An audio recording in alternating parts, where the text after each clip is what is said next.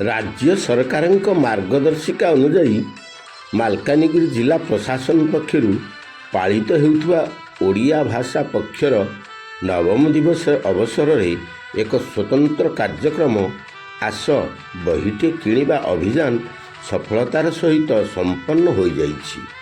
पुस्तक पठन को एक जन आंदोलन में परिणत करने लक्ष्य आयोजित यही अभियान को जिलापाल प्रथमेश अरविंद राज सिर्के सफल करने समस्त को आह्वान देइछन्ति। जिलापाल कार्यालय परिसर सम्मुख में आयोजित यही स्वतंत्र पुस्तक स्टल रे स्थानीय विक्रेता रामकृष्ण चौधरी द्वारा विभिन्न रुचिर पुस्तक प्रदर्शित होइथिला। यही अवसर में जिलापाल श्री राज सिर्के कहिथिले जे पुस्तक हेउछि ज्ञानर आलोक और आम संस्कृतिर प्रकृत प्रतिफलन।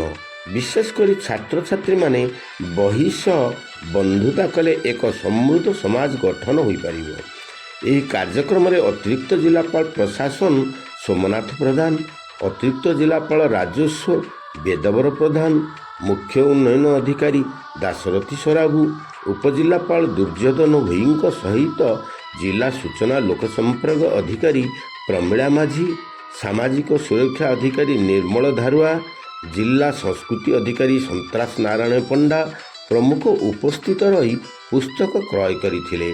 ओडिया भाषा और साहित्य सुरक्षा पाई प्रशासन यही पदक्षेप को जिलावासी आह्वान करिसंती।